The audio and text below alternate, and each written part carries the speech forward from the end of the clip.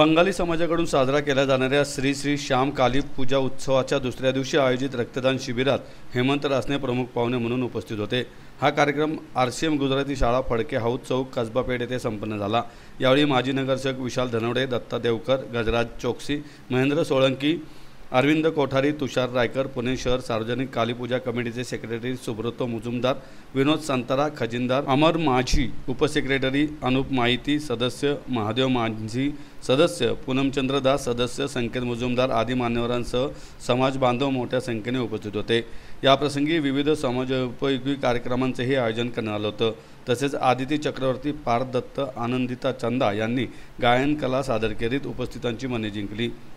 आमदार हेमंत रासने म्हणाले, राज्यातील 13 जिल्ह्यात ओला दुष्काळ पडलेला आहे। या जिल्ह्यातील शेतकऱ्यांना जगण्याचे बळ दे अशी प्रार्थना कालीचरणी केली। ते पुढे म्हणाले की कोलकातामधून पुण्यात आलेल्या काम करणाऱ्या सुवर्ण कारागिरांनी या महोत्सवाची सुरुवात केली होती। पुण्यातील बंगाली समाजासह विविध धार्मिक व सांस्कृतिक घटकांना एकत्र आणणारा हा उत्सव गेल्या 25 वर्षांपासून सामाजिक ऐक्य, भक्ती आणि सेवाभाव यांचा सुंदर संगम साधत आला आहे।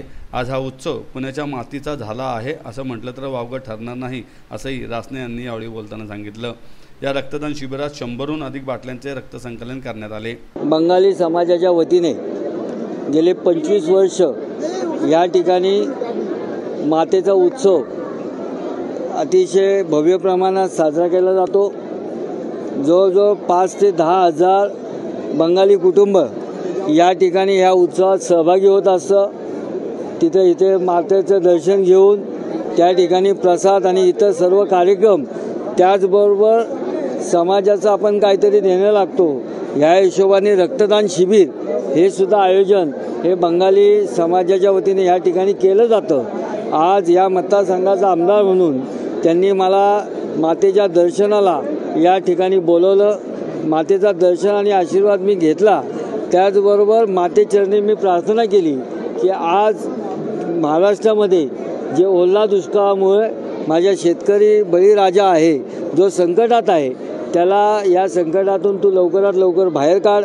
या राज्याचे मुख्यमंत्री आदरणीय देवाभाऊ फडणवीस हे पूर्ण शक्तीनिशी शासकीय मदत देऊन संपूर्ण या 13 जिल्ह्यामधील ज्या जमिनीचा मुरुम गेला आहे त्याच्यापासूनची काळजी घेऊन त्या शेतकऱ्यांना उभ्या करण्याकरता कसोशीने प्रयत्न करतायत। यामध्ये आपल्या सगळ्यांचा सुद्धा सहभाग हा त्याच्यात वाढतो। या मतदारसंघाचा आमदार एक जबाबदार नागरिक म्हणून, श्रीमंत दगडूशेठ हलवाई गणपतीचा पदाधिकारी म्हणून आमच्या ट्रस्टच्या माध्यमातून 1 कोटी रुपये आपण ह्या अतिवृष्टीला आपण शेतकऱ्यांच्या मदतीकरता दिले। 25 लाख रुपये बँकेच्या माध्यमातून दिले। असे एकूण जवळजवळ 2 कोटी रुपयाचा निधी आपण या फुलाची पाकळी या शेतकऱ्यांच्या मदतीकरता दिली।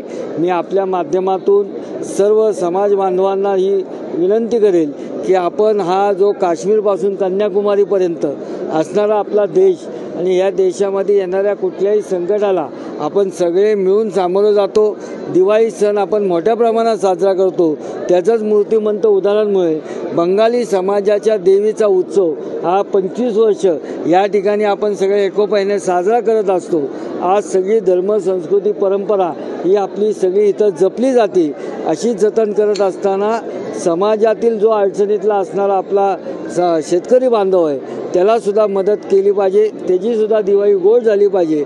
आणि आज ह्या बंगाली समाजाच्या माध्यमातून या ठिकाणी जो भव्य उत्सव हा साजरा केला जातो ही आपली धर्म, संस्कृती, परंपरा टिकवण्याचा एक द्योतक आहे। आणि त्याच्यात आपल्या महाराष्ट्रातील आपल्यासारखे सगळेजण आपण त्याच्यात समाविष्ट होतो। ही आपल्या संस्कृतीची खऱ्या अर्थाने ओळख आहे आणि हीच ओळख आपण या कार्यक्रमाच्या माध्यमातून दिली। या समितीचे अध्यक्ष आमचे मित्र सुब्रतो मुजुमदार आणि त्यांची सगळी टीम यांनी खूप अतिशय चांगल्या पद्धतीने इथे हा उत्सव साजरा केला।